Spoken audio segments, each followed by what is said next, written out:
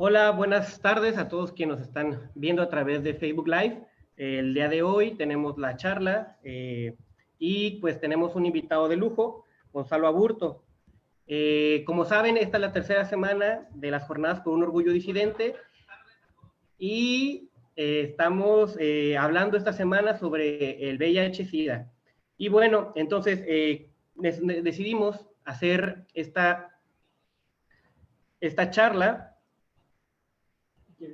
Decidimos realizar esta charla porque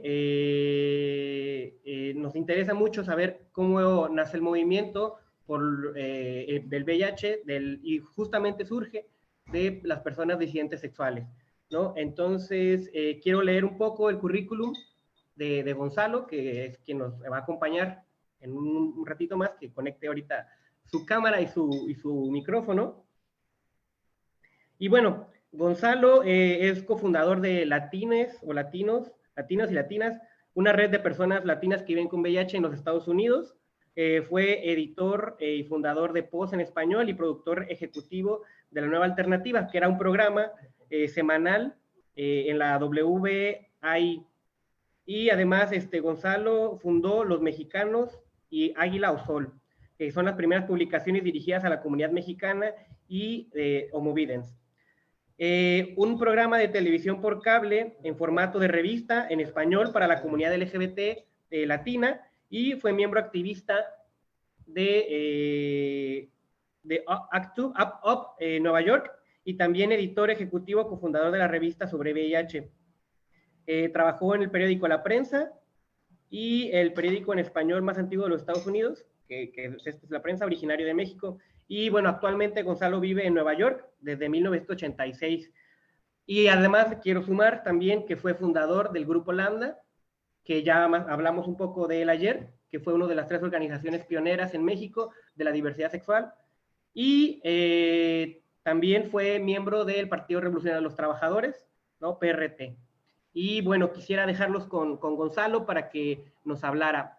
Antes de que inicie Gonzalo, me gustaría también solicitarles o pedirles que mientras va haciendo la charla Gonzalo, nos dejaran sus comentarios, sus dudas, sus preguntas en la caja de información. Bueno, sin más, le pediría a Gonzalo que active la cámara y el video, y yo los dejo con Gonzalo y nos vemos en un ratito. Adelante, Gonzalo. Hola, gracias Carlitos. ¿Me oyes bien? Claro que sí. Perfecto. Pues primero quiero agradecer a Carlos y a el grupo de Orgullo ustedes disidente. por la invitación y también decirles que es un orgullo y es un honor para mí estar aquí en este mes del orgullo gay, como originalmente lo denominamos hace más de 40 años. Bueno, quisiera empezar diciendo que sí, Carlos ya habló un poco sobre eso en el sentido de nosotros estuvimos participando en algunas organizaciones que dieron origen a lo que es ahora lo que queda o lo que es el movimiento gay en México. Cabe señalar que el movimiento gay mexicano fue el primer movimiento público de su tipo en Latinoamérica. Esto fue en los años 70, cuando un grupo de intelectuales y de académicos se reunían y empezaron a explorar la situación de la cuestión homosexual y la cuestión de las lesbianas. Eso en principio fue lo que dio origen a los 3 grupos históricos que se considera fueron los pioneros y fundadores del movimiento de liberación homosexual en México. Es el grupo ICABET, un grupo solamente de lesbianas, el Frente Homosexual de Acción Revolucionaria y el grupo Lambda de Liberación Homosexual. Los 3 grupos surgieron al mismo tiempo, en el mismo año, y las manifestaciones públicas se dieron en principio en 1978, en el Día del aniversario del 26 de julio, algo que tiene que ver con la cuestión de la Revolución Cubana, y después en ese mismo año, en el 10º aniversario de la matanza del 2 de octubre, o un grupo entre los que se encontraban algunos fundadores del Frente Homosexual de Acción Revolucionaria y del Grupo Holanda de Liberación Homosexual, desfilaron y desfilamos en esta ocasión en 1978. El Grupo Lambda de Liberación Homosexual es un grupo, como ya mencioné, de los que dieron origen al movimiento gay en México, y la principal característica que les puedo decir de este grupo es que era un grupo que es el único a nivel internacional que desde su fundación estuvo conformado por gays y lesbianas, mujeres y hombres. Los otros grupos tenían una participación OICABET fundamentalmente de mujeres, y también el FAR era la mayoría hombres. Nosotros veníamos de la izquierda mexicana, algunos habíamos participado en el movimiento estudiantil en los colegios de ciencias y humanidades en México, en la capital mexicana, en la universidad, y en la lucha por la sindicalización de los trabajadores de la UNAM. Algunos también habíamos participado en los grupos que dieron origen a la formación en 1976 del Partido Revolucionario de los Trabajadores, la sección mexicana de la Cuarta Internacional. Las características de Lambda fueron estas, y además nosotros nos declarábamos y teníamos una declaración de principios en donde considerábamos que el feminismo era una parte importante de la lucha de la liberación homosexual, dado que nosotros veíamos que la condición de la mujer era una de las que estaban y que habían perpetuado la situación de opresión y discriminación que sufrían los homosexuales y las lesbianas en aquel entonces. Una de las cosas que también es importante rescatar es que en aquel entonces la salida a la calle de los grupos de liberación gay se debió a el hartazgo y también la situación de represión que se sufría día con día de parte de las autoridades policíacas y de las fuerzas represivas del Estado. Eso fue lo que motivó el que saliéramos a la calle, y en ese entonces los principales demandas era el alto a la represión y también la cuestión de el alto a la violencia que sufríamos y que enfrentábamos todos los días, no solamente de parte de la policía, sino de parte de mucha gente en términos de la cuestión de la discriminación y de la homofobia. El Grupo Lambda de Liberación Homosexual fue importante en el sentido de que logramos, como ya lo dije, tener la participación de hombres y mujeres siempre, y reconocíamos que la situación de las mujeres era particular, y ellas tenían que decidir y tenían que discutir cuáles eran sus temas que querían llevar a cabo, y nosotros siempre apoyamos eso. Tuvimos la posibilidad de, teníamos un periódico que se llama Nuevo Ambiente, del cual existen algunos ejemplares, y lo publicamos cada vez que podíamos, porque en aquellos entonces no era una cuestión de que pudiéramos solicitar recursos de nadie, sino la misma situación nos llevaba a que teníamos que poner dinero de nosotros, de nuestros bolsillos, para llevar a cabo las actividades. Hacíamos cuestiones públicas también, y logramos tener un local público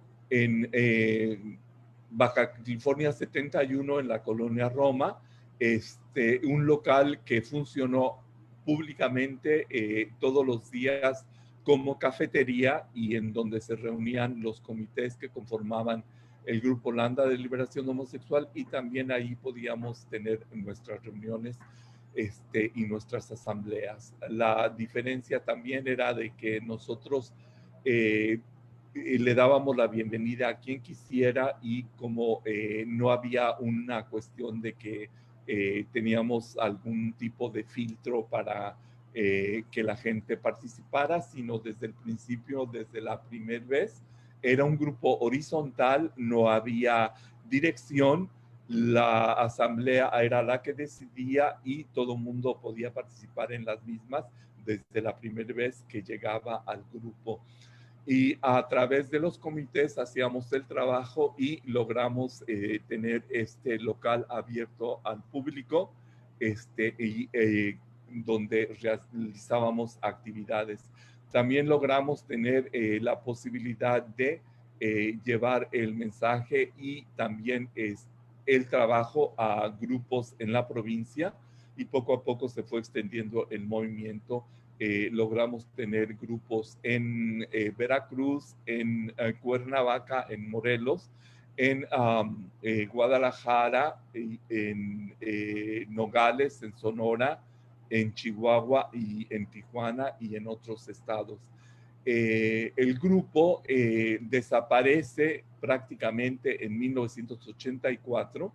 Es la última marcha en la que participamos.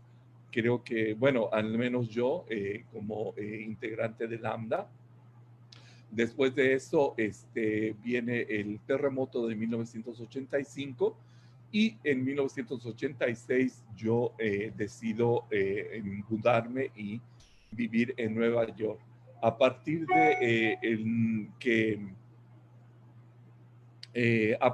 que llego a Nueva York, me integro al trabajo con los grupos gays que existían en ese entonces, y participo en ellos. Y ya para 1986 la crisis del SIDA había aparecido tanto en México como en Estados Unidos, y Nueva York era el epicentro de la epidemia del SIDA, era donde había más casos y donde se estaban presentando más muertes. Y una de las principales tareas a que me aboqué fue a recabar información sobre qué es lo que estaba pasando en la comunidad latina y con la cuestión del SIDA. A través de eso me integro después en 1987 a ACT UP Nueva York, que es uno de los grupos que surgieron como respuesta a la epidemia del SIDA, y que reconocido está que fue uno de los grupos que más influyó en toda la respuesta que se dio a la situación que enfrentábamos en aquel entonces, y que hoy podemos decir que gracias al trabajo de esa organización y de activistas latinos contra el SIDA, un caucus que nosotros formamos al interior de ACT, pudimos llevar el mensaje de cuáles eran los tratamientos alternativos que estaban surgiendo, y pudimos llamar la atención sobre la situación del SIDA aquí en los Estados Unidos, y particularmente en la comunidad latina y en Puerto Rico, porque resultaba paradójico que, siendo el epicentro de la pandemia mundial del SIDA, la información y los recursos no llegaban a la población de hispanos y de latinos que vivíamos aquí en Estados Unidos y en Nueva York particularmente, y en Puerto Rico.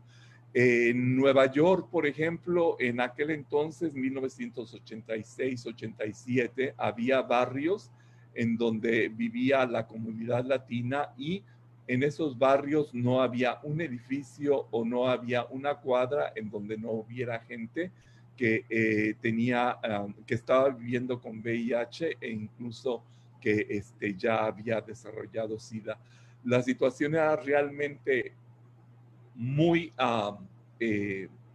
mala, porque en aquel entonces, cuando a un latino o a una persona de origen hispano la diagnosticaban con VIH, el promedio para que tenía de vida era de 6 meses. Y la gente moría muy rápido y eso era el resultado de que la información y sobre todo los tratamientos y las cosas que había en ese entonces disponibles no estaban a su alcance. Eso fue lo que nosotros hicimos y lo que nosotros logramos hacer, llamar la atención sobre lo que estaba sucediendo con la crisis del SIDA aquí en Estados Unidos y particularmente en Nueva York. Durante todo este tiempo también tuve el privilegio de fundar junto con Sean Straub y con Javier Morales la revista Post en Español que publicamos de 1996 al 2003. Es una revista en donde nosotros planteábamos cuál era la situación y fue una revista importante porque fue una revista que le dio voz y le puso rostro a las personas que vivían y que en ese entonces estaban haciendo la diferencia sobre la situación que enfrentaban las personas que vivían con VIH y con SIDA. También he estado envuelto en otros proyectos, como ya lo mencionó Carlos durante la introducción, y fundamentalmente ha sido a través de los medios de comunicación. Durante mucho tiempo y hasta hoy existe todavía el programa La Nueva Alternativa en WBAI. Es una estación comunitaria, parte de la cadena nacional pacífica, y nosotros también ahí pudimos llevar la información y fuimos de los primeros medios de comunicación que hablaron sobre estos temas en la radio en español aquí en Nueva York. Al mismo tiempo, tuve el privilegio de trabajar en el diario La Prensa. El primer artículo que escribí en el diario La Prensa, que es el periódico en español más antiguo de los Estados Unidos, tiene más de 100 años de salir y de publicarse todos los días. Fue en el primer año que se celebró lo que hoy se conoce como el Día Mundial del SIDA. Ese fue el primer artículo que yo escribí y fue la primera vez que mi nombre apareció como autor de un artículo en este periódico. Y también ya habíamos trabajado en otro periódico que se llamó Águila o Sol, y que publicamos durante 3 años y fue el primer periódico en español dirigido específicamente a la comunidad mexicana de aquí. Anteriormente, en 1986, 88, habíamos publicado Los Mexicanos, una revistita que sacamos y que también era el primer intento de dejar una muestra de lo que es y lo que fue en aquel entonces la comunidad mexicana en Nueva York, una comunidad que hoy en esta ciudad es una de las más numerosas y de las menos visibles y de las que no se habla mucho y que no se conoce mucho,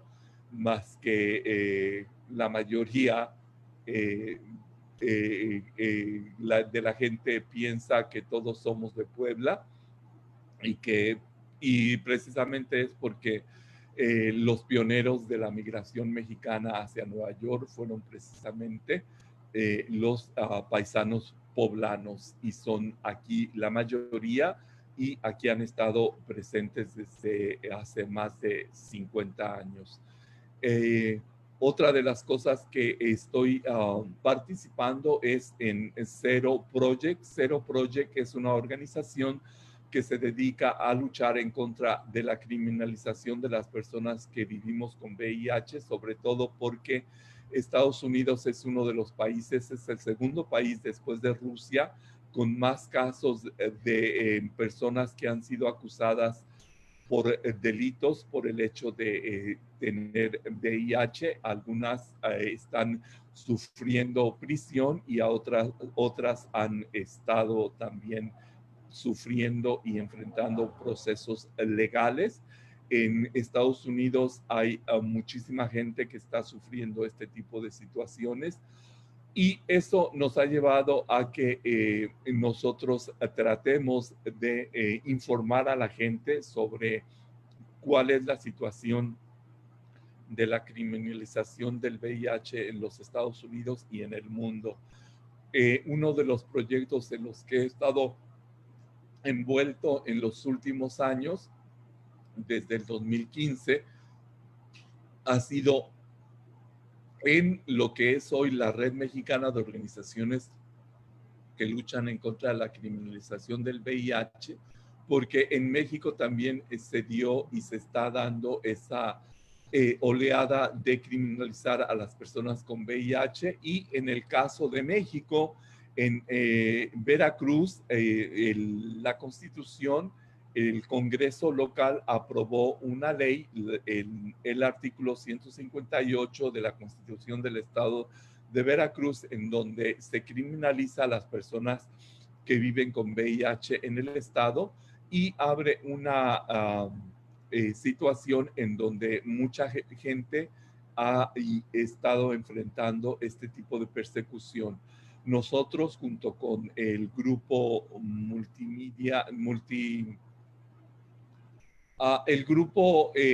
grupo en Veracruz, y la Comisión Nacional de Derechos Humanos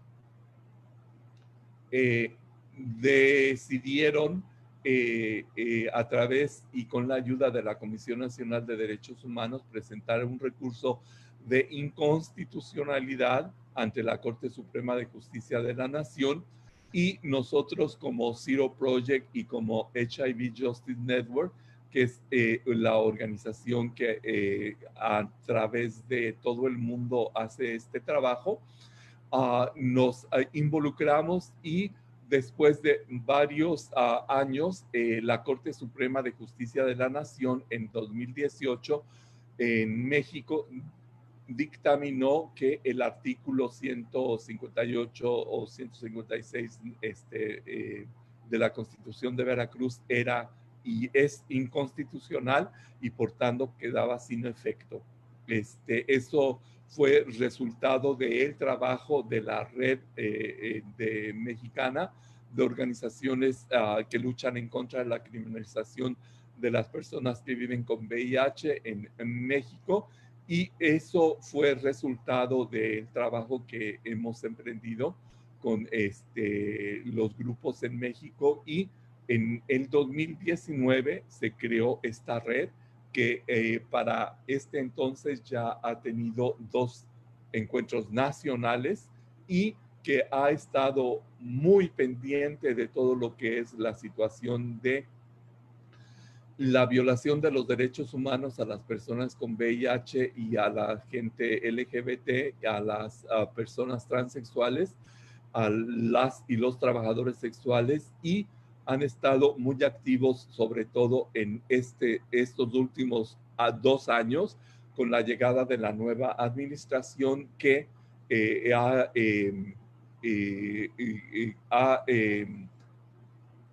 desarrollado una política no de apoyo, sino más bien de enfrentamiento y de descalificación a los grupos de la sociedad civil que trabajan con las personas que están enfrentando la situación del VIH, la cuestión de la salud, de los medicamentos.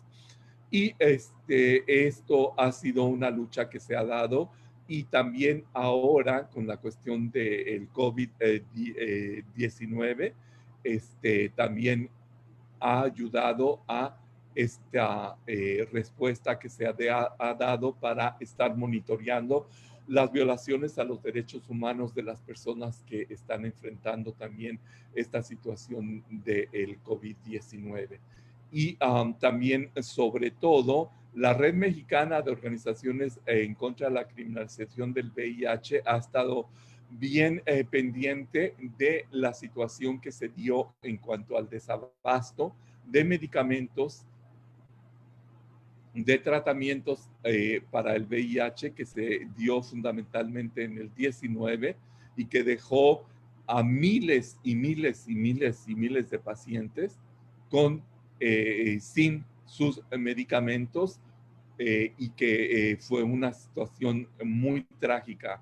Hoy por hoy también la Red Mexicana, cabe destacar que está enfrentando una situación de monitoreo de lo que está sucediendo en organizaciones como la Comisión Nacional de los Derechos Humanos, en donde toda la gente que trabajaba en la cuestión de de estar monitoreando la situación de los programas y de las violaciones a los derechos humanos de las personas que viven con VIH, de las personas LGBT y transexuales en México, fue y ha sido desmantelado cuando todo el equipo que había estado trabajando por años en este campo fue destituido y fueron despedidos de sus empleos en medio de la pandemia del COVID, cuando la misma Comisión de los Derechos Humanos una semana antes había hecho un pronunciamiento público llamando a los patrones empresarios y a los dueños de empresas a no despedir y utilizar la situación del COVID para despedir a sus trabajadores. Y sin embargo, esto ha sucedido y la situación es grave en términos de que hay un compañero que le faltaban tres meses para conseguir su jubilación y es una persona que ha vivido con VIH durante más de 20 años y ahora no tiene tratamiento, no tiene seguro médico y la gente fue despedida sin ninguna consideración. Todo esto estamos enfrentando en México y todo esto es algo que debemos de estar pendientes porque creo que las luchas tanto en contra de la represión a lesbianas y gays que históricamente hemos sufrido y que, como mencioné al principio, fue lo que dio la pauta para poder iniciar el movimiento gay.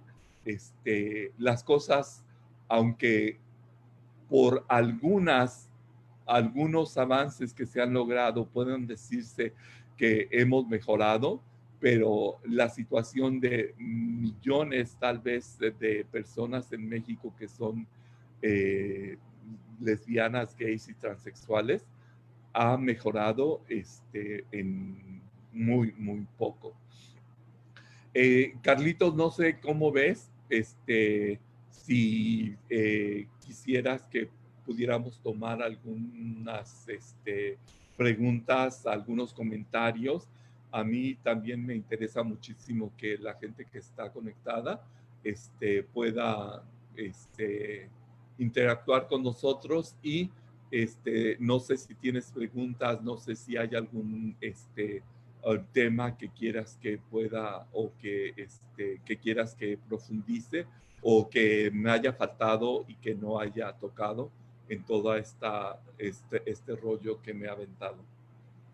Sí, no, gracias Gonzalo. De hecho, también aprovechamos el espacio para, si quieres tomar algo de agua, porque has estado hablando durante media hora y es cansado, ¿no? Es cansado hablar continuamente durante media hora. Déjame ir por agua.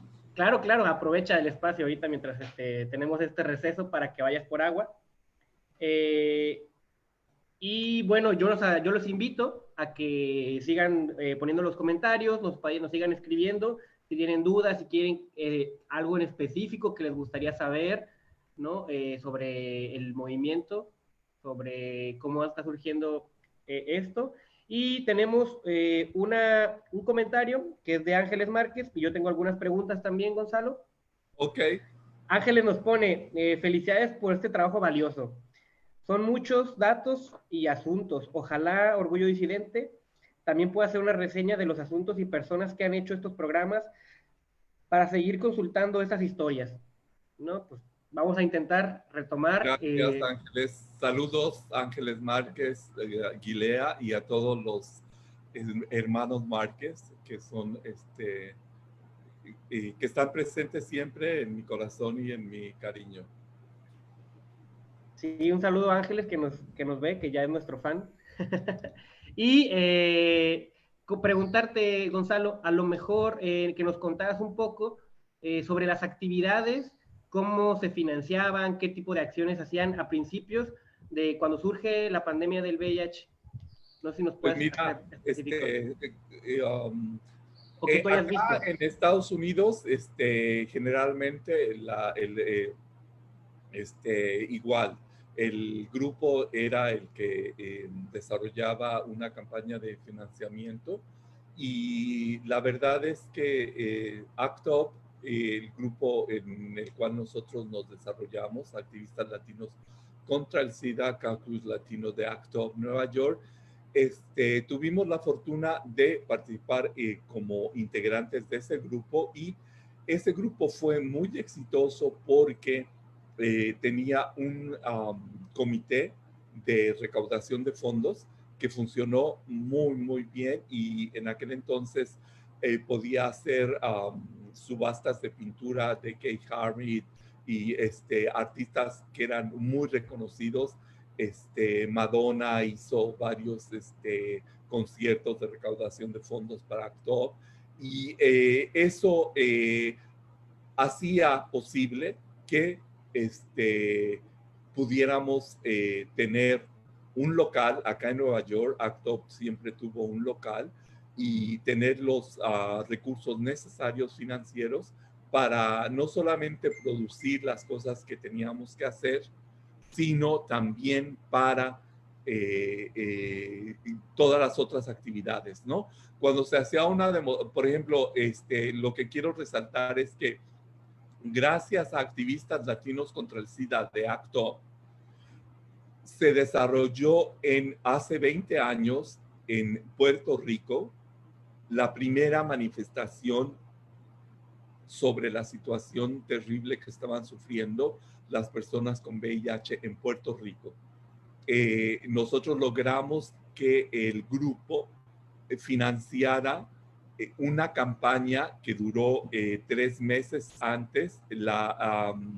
Hubo una conferencia nacional sobre SIDA en los Estados Unidos, en Puerto Rico, y cuando nosotros nos enteramos de eso, dijimos, esto es la oportunidad que estábamos esperando, y la mayoría de quienes fueron a Puerto Rico eran puertorriqueños que vivían aquí en Nueva York, que estaban participando en el grupo y se fueron y durante 3 meses trabajaron allá, y gracias a eso se logró que durante la semana que había esta conferencia en donde estaban todos los representantes de los gobiernos estatales y federales y que tenían que ver con programas de SIDA, estaba el Centro de Control de Enfermedades, el Instituto Nacional de Salud y todos los organismos que tenían que ver con el SIDA, se lograra que durante toda esa semana y una semana antes se hicieran manifestaciones públicas denunciando la inacción que tenía el gobierno de Puerto Rico y el gobierno de los Estados Unidos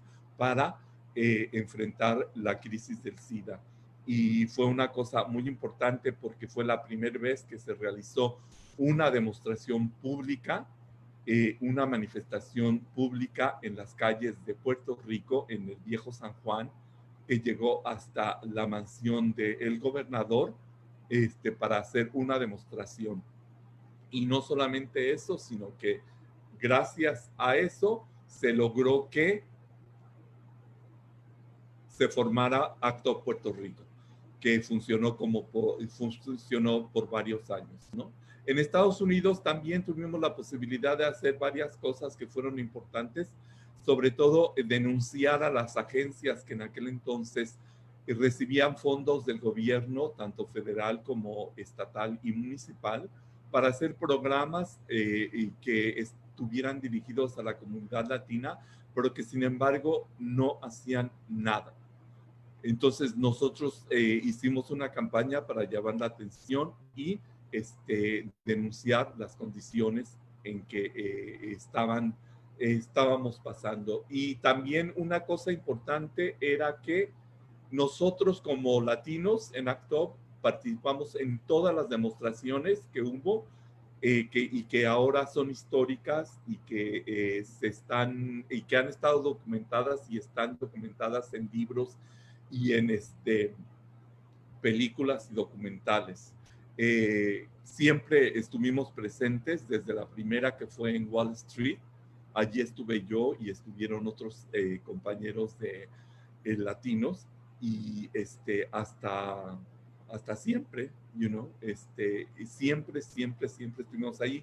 Otra de las cosas importantes que logramos también fue que nosotros llamamos la atención sobre lo que estaba sucediendo en Argentina con la comunidad homosexual argentina, que es el grupo CHA, el grupo histórico de Argentina, sobre la cuestión de los derechos gays en ese país. Y en aquel entonces el gobierno de Menem no quería reconocer a el CHA como una organización sin fines de lucro, o sea, lo que después se conoce como las ONG famosas, ¿no? Y le negaban la personalidad jurídica a esta organización, y nosotros hicimos una demostración en frente al consulado argentino de Argentina aquí en Nueva York, y también fuimos a interrumpir una conferencia que estaba dando Menem en Columbia University, y gracias a esas acciones logramos que la justicia argentina le diera y reconociera a el CHA como una organización sin fines de lucro. Qué bueno que nos comentas esto. De hecho, sabemos que ACT UP tenía como unas formas de demostración, de manifestarse, pues, muy psicodélicas. En algunos casos la gente pensaba que eran muy fuertes, ¿no? No sé si nos puedas comentar algunas de las cosas que hacían, ¿no? Que tenían este logotipo justamente que llevo hoy en la playera, ¿no? Yes. Y que nos puedas comentar algo, ¿no? Porque sé, por ejemplo, que incluso aventaban pintura roja, ¿no? Simulando que Era era... una forma muy dramática de llamar la atención, precisamente, lástima que no te mandé las fotos, porque hay videos y fotos de ese tipo de cosas, pero lo tienes ahí en WhatsApp, el que te mandé, ¿te acuerdas? Sí, sí, Allí sí. hay. Y sí, utilizamos la pintura roja porque una de las consignas que nosotros, que el grupo sacó era el gobierno, y en ese entonces era Bush, tiene sangre en sus manos, ¿no? Entonces, era muy dramático que te pusieras las manos rojas, ¿no? Y fueras en las paredes eso sucedió aquí en Nueva York y en Puerto Rico, en muchos lugares, y era una cosa, muy dramática. La primera manifestación de ACT UP fue en Wall Street y se interrumpió. Fue la primera vez en la historia de Wall Street que la campana esa con que se inicia la apertura del mercado de valores fue interrumpida. Nunca en la historia se había hecho eso. A las 9 de la mañana se da el campanazo y es una ceremonia en donde todo el mundo está pendiente y eso. Y esa vez varios de los integrantes de ACT UP entraron e interrumpieron la ceremonia, no la dejaron hacer, y afuera estábamos manifestándonos porque en aquel entonces la única medicina que existía para supuestamente como tratamiento para el SIDA era la AZT, y era una droga que había sido desarrollada en los laboratorios del Instituto Nacional de Salud de los Estados Unidos, y que había sido desarrollada para el cáncer, pero que se dejó de lado, y simplemente por las cuestiones de lo que son los gobiernos asquerosos de todo el mundo, alguien decidió regalársela a una farmacéutica y la farmacéutica la empezó a mercadear y a vender como un tratamiento para el SIDA. Y ha sido una de las medicinas más caras. Bueno, en general las medicinas para tratamientos de SIDA son las más caras en la historia de la humanidad.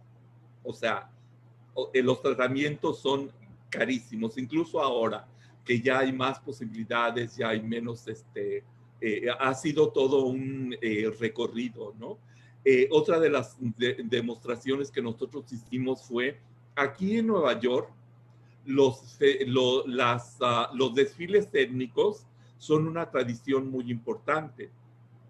El más famoso es, entre los blancos, el de San Patricio, que es el más antiguo, y el día de San Patricio hay un desfile por todo Manhattan en donde todos los irlandeses celebran su origen y eso.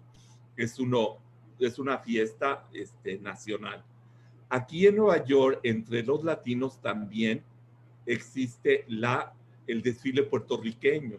El desfile puertorriqueño es una fiesta nacional en donde vienen 2 millones de personas, ¿no? O sea, viene todo Puerto Rico desde la isla y todos los puertorriqueños que viven en Estados Unidos, incluso en Hawái, vienen y participan. Y ese día no ves otra cosa más que puertorriqueños por la Quinta Avenida y con todo el colorido y con todo el sonido y el sabor y la belleza. Yo, el primer año que llegué aquí fue en 1986. Yo llegué en marzo, el 23 de marzo de 1986. El desfile puertorriqueño es en junio y es el segundo domingo de junio. Este año no hubo por la cuestión del COVID. No hubo tampoco ningún desfile como el irlandés, que es el día de San Patricio. Tampoco hubo eso, nada ha habido de eso. Y esa vez yo, con el amigo que estaba aquí, Frank Domínguez, un puertorriqueño bellísimo, que también fue de los pioneros del movimiento de aquí en Estados Unidos sobre gays, lesbianas y sobre todo puertorriqueños.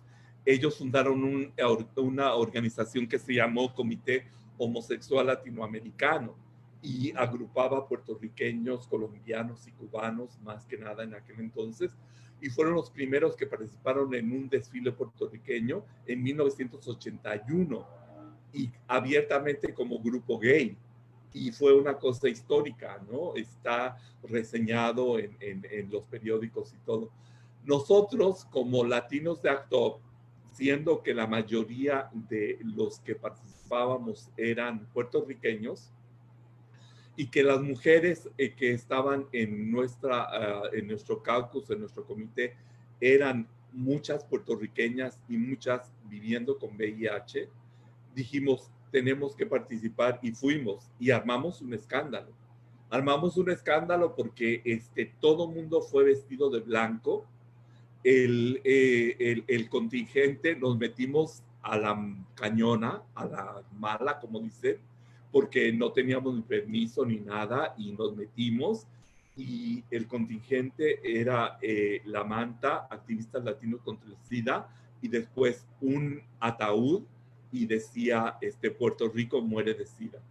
Entonces sacamos pósters con la foto del gobernador, del cardenal y de los políticos de aquí, y diciendo eso, huracán SIDA, y tienen sangre en sus manos.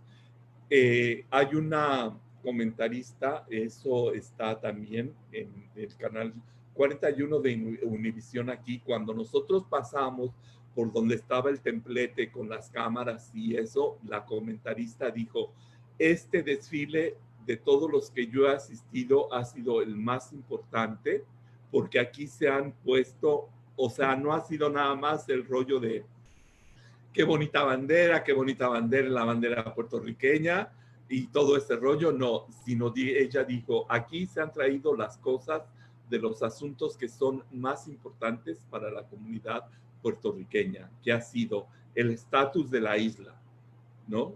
Como colonia, la cuestión de la drogadicción como uno de los problemas más graves y la cuestión del SIDA entre los puertorriqueños, que estaba arrasando. Y te digo, aquí había barrios en donde vivía la comunidad puertorriqueña, tanto en el Bronx como en el Lower East Side, en donde era territorio de SIDA.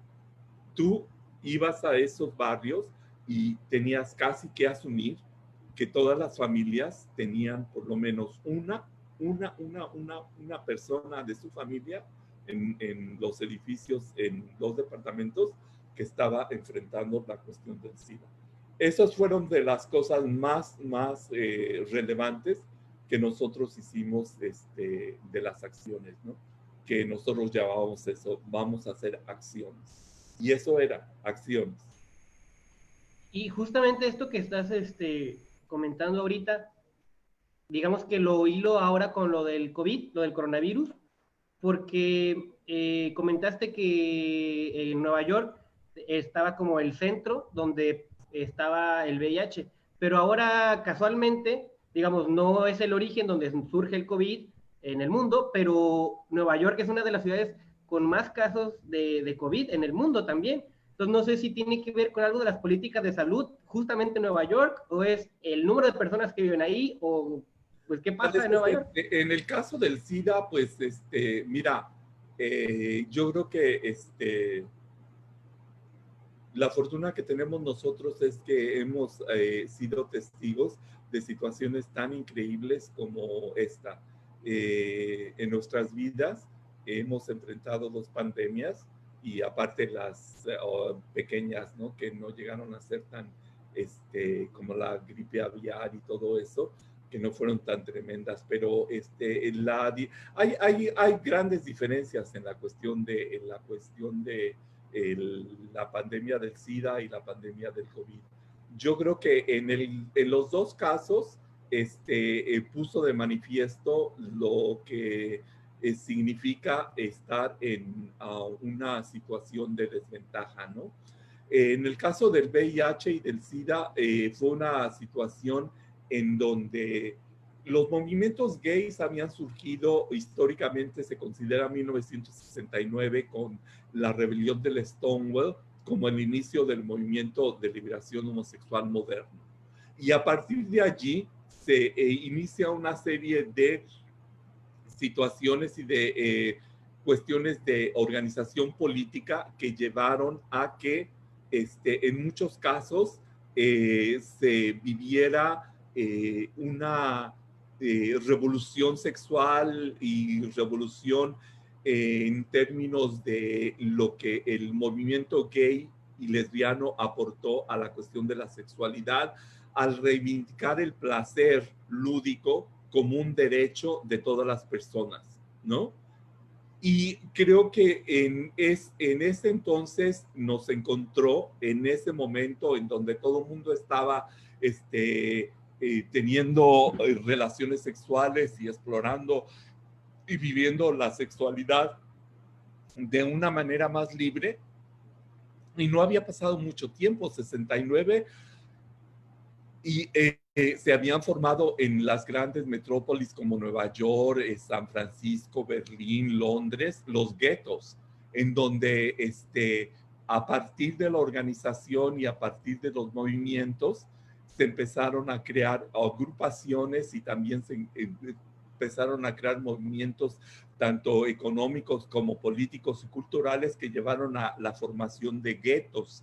Aquí en Nueva York había un gueto muy grande que estaba ubicado en el Greenwich Village, el lugar en donde está Christopher Street, en donde es el lugar más icónico de la cuestión gay. Allí estaban muchos de los bares y muchos de los lugares en donde la gente se reunía. Cerca de allí está el Gay and Lesbian Community Center, que es una organización que ha existido durante mucho tiempo. ¿Y qué pasa? Que estaban en eso, muchos de los grupos que habían dado origen al movimiento habían estado ya desapareciendo por desgaste y por cuestiones de tipo de otros tipos, que al final de cuentas, cuando surge la cuestión del SIDA y cuando surge porque es que se detecta entre los primeros casos entre homosexuales. Y eso hizo que, en primer lugar, se creara todo este estigma y todo este rechazo, no solamente a la cuestión de la enfermedad en sí, que no se sabía qué era. O sea, cuando surge no sabíamos ni qué era el VIH, ni qué era SIDA, ni cómo se daba, ni nada por el estilo, ni cómo se transmitía. Y eso llevó a una situación que en algunos casos fue muy violenta, ¿no? En contra de las personas que pensaban que eran gays, ¿no?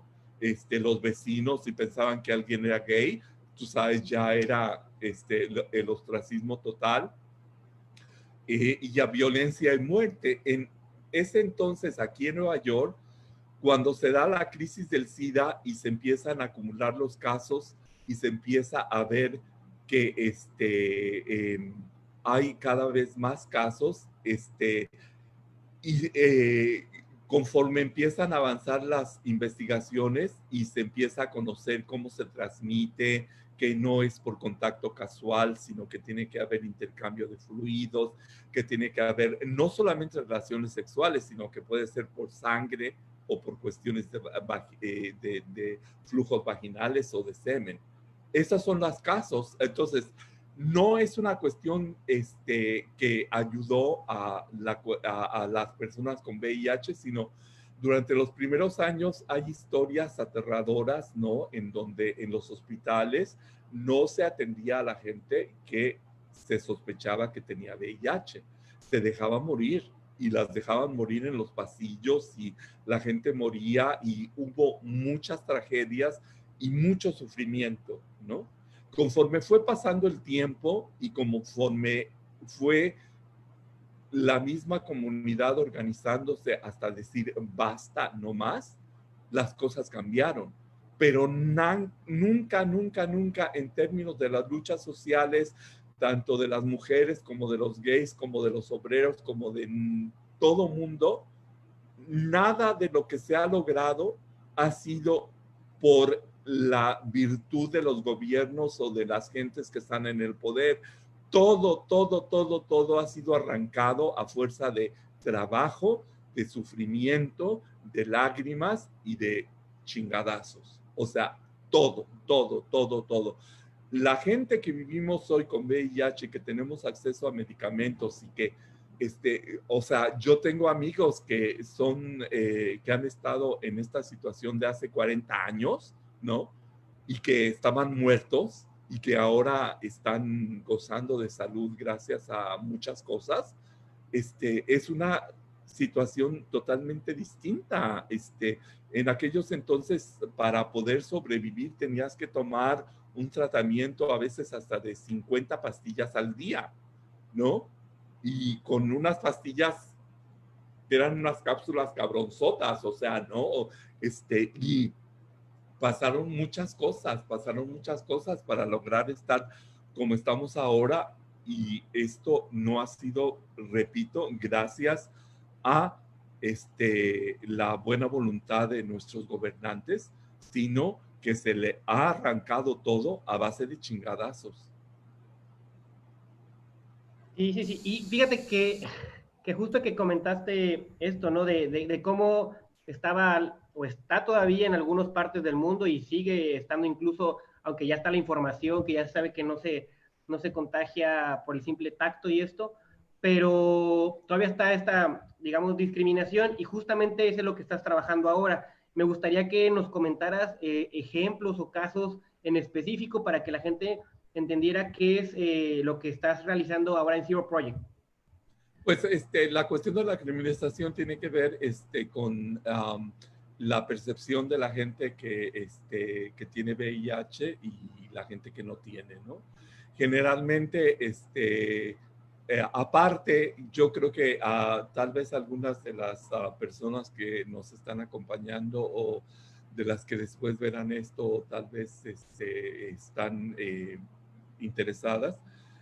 Recuerden que la mayoría de las veces cuando se trata de este asunto es a través de los medios amarillistas de comunicación, en donde Monstruo infectó a 40 mujeres y Monstruo le dio VIH y SIDA a no sé quién y no sé cuánto, ¿no? Pero la mayoría de las veces no es así. La mayoría de las veces esto tiene que ver con la percepción y con el rollo de lo que le llaman que tú no informes a alguien de que tienes VIH o no tienes, ¿no? Es casi siempre eso, en el sentido de que muchas de las cosas que hay es que si una pareja rompe, ¿no? Y aunque los dos estaban y sabían que que uno tiene VIH, por venganza muchas veces va y lo denuncia y dice, es que no me dijo que tenía VIH. Y en muchos casos se utiliza esa situación para perseguir a la persona, ¿no? Tanto ejemplos concretos, aquí teníamos uno y tenemos uno de una persona que estuvo en la prisión porque el compañero, cuando terminaron, como venganza fue y denunció a esta persona y dijo que no le había dicho que tenía VIH y que estaba temeroso de haber sido expuesto al VIH y de allí se sigue el proceso legal y este muchacho fue detenido en su trabajo y estuvo en la prisión hasta que a través de el apoyo de Zero Project y de la gente que trabajamos en esto, se logró que se llevara el proceso y que se declarara que no, de que él no había expuesto a la otra persona y que todo había sido debido a esta situación de es que no me dijo, ¿no? Es una venganza. El otro caso más específico también es de una persona que escupió a un policía. Es una persona negra que estaba presa en Minneapolis o en Minnesota, no recuerdo cuál de los dos lugares, pero la cuestión está en que la fiscalía del estado utilizó el escupitajo y dijo que eso había sido como usar un arma mortal y lo acusó de intento de asesinato. El hombre estuvo condenado a 25 años de prisión y a por vida.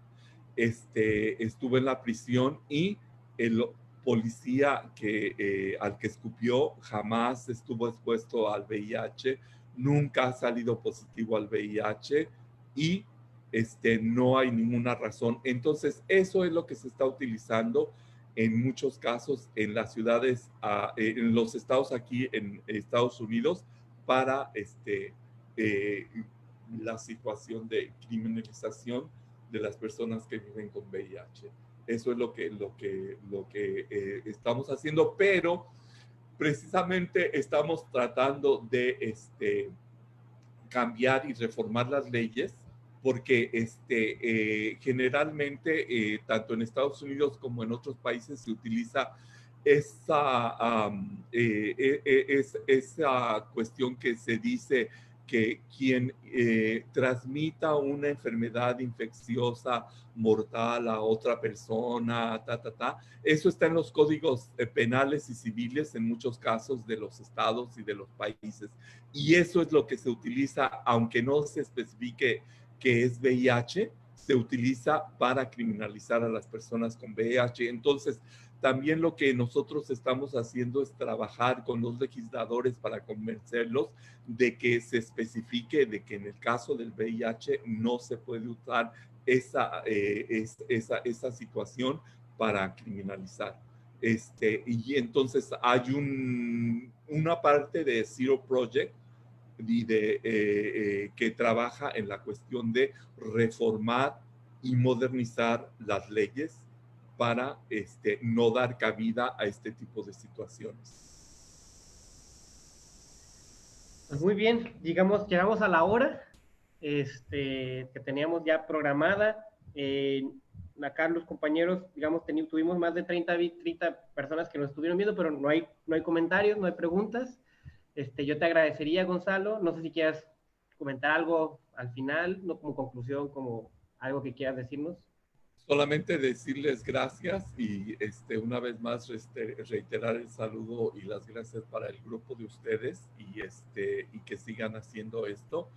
Yo creo que estamos viviendo una época muy interesante y como te decía, yo creo que somos privilegiados por estar siendo testigos de lo que estamos pasando como humanidad y que no hay que dejarse, no hay que dejarse y hay que estar pendiente de todo y con alguna cosita que se puede hacer, algún tipo de acto que tú puedas hacer en tu comunidad, con tu familia, con tus amigos, eso cuenta. Y eso es lo más importante.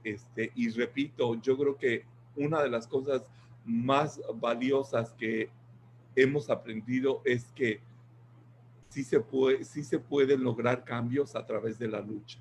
Ve lo que ha sucedido aquí con todo lo que pasó después del asesinato de esta persona negra. O sea, que eso ha sucedido todo el tiempo aquí, O sea, no era nada nuevo. Aquí en Nueva York tuvimos lo mismo, este señor Garner, que lo mataron fuera de una tienda porque estaba vendiendo cigarros sueltos. Entre la comunidad pobre, negra y latina aquí en Nueva York, comprar una cajetilla de cigarros no es muy, y compran cigarros sueltos. Y ese señor estaba vendiendo cigarros sueltos, lo tiraron, lo mataron y fue lo mismo. I can breathe, no puedo respirar y murió. ¿Y qué pasó? Nada. O sea, eso ha sucedido y entre los latinos tenemos nuestra cuota de muertos y de sufrimiento aquí en Nueva York y en todo el país. Los migrantes, cómo están siendo asesinados y fueron asesinados y siguen siendo asesinados en la frontera por los grupos, por la policía fronteriza y todo eso, los niños que están en las cárceles de los centros de detención, las mujeres, o sea, todo mundo sin tratamiento ahorita con el COVID y todo eso no, ya no puede ser, no puede ser. Sí, fíjate que me acaba de surgir una duda que estabas hablando. O sea, ahora con lo del COVID en Nueva York, que digamos, ¿cómo adquieren los medicamentos o cómo se los entregan? Si, digamos, hay esta pandemia, pues, y está lo del Para el coronavirus. COVID, tú sabes, el tratamiento te lo dan en el hospital y te dejan salir del hospital solamente si ya estás bien. Y si No, ya me refiero a las personas con VIH. ¿Cómo van por el no, medicamento? todo está, en ese sentido te digo que Nueva York, yo les digo, mira, Nueva York no es Estados Unidos, Nueva York somos otro país diferente, es como una república de Nueva York, porque es cierto eso, es un lugar en donde encuentras gente de todo el mundo y no es un choro, tú sabes, ni es un cliché ni nada, es cierto y es verdad. ¿No? Encuentras gente de todo el mundo y aquí vivimos gente de todo el mundo. La cuestión está en que precisamente porque es Nueva York, hay cierto tipo de ayudas sociales que no encuentras en otros estados como en Florida o tan solo que te vayas aquí a Nueva Jersey, ya no. Aquí hay la posibilidad, si no tienes documentos, si eres una persona indocumentada, de conseguir tratamiento médico, de conseguir seguro médico y de conseguir tratamiento, no nada más para el VIH, sino para el COVID y para otras cosas, para cáncer y eso. En eso somos muy afortunados. La cuestión de cómo, me acordé ahorita que tú habías preguntado sobre por qué es que aquí en Nueva York se concentró la cuestión del COVID, es por la forma en que vivimos. porque tú sabes, nosotros nos transportamos por el subway a todos lados, tú sabes, vivimos en edificios, tomamos los elevadores, o sea, todo es, la concentración de gente es tan grande en Nueva York, ¿no? Que no es en otras ciudades, por eso se extendió todo. Y además, porque tú sabes, todavía cuando ya empezó la crisis, seguía entrando gente que venía de Europa y de China y de todos lados, y ahora sabemos que la forma de transmisión es a través de un estornudo o cuestiones como se transmite la gripa, porque eso ya lo habíamos vivido. La gripa, por ejemplo, aquí empieza a septiembre y dicen, ok, hay que vacunarse para la gripa, ¿no? Y si te da la gripa, pues tú dices, ok, me está dando la gripa, vas a la farmacia, te compras tu tratamiento y si te pones más mal, pues entonces vas. Pero casi siempre te la curas tú mismo, you know? Ahora no, ahora es diferente, ahora si no te atiendes y si no estás pendiente, te mueres. Esa es la diferencia. Bueno, Gonzalo, pues muchas gracias por aceptar la invitación. Me da muchísimo gusto volverte a ver. Gracias a Ojalá ti. nos podamos volver a Gracias a ver toda la gente de físicamente. Colima. Y también me saludos a toda la gente de Nueva York. Y pues Claro, muchas gracias. No sé, digamos, creo que son una hora más allá o dos. es una hora más. Las 10 de la noche, entonces. Sí. Pues gracias por estarnos acompañando esta noche, tarde-noche. Y pues nos despedimos. Gracias y nos vemos mañana. A los que nos siguen, mañana vamos a comentar sobre la película 120 latidos por minuto, que es sobre justamente Act Up en París, Oh, yeah. ¿no? Y que pues narra un poco de las acciones y actividades que hacía esta organización a principios de los 90. Perfecto. Y bueno, pues si nos quieren acompañar Muchas aquí, lo gracias. esperamos mañana a las 8. Nos estamos viendo. Hasta luego. Bye bye. Bye.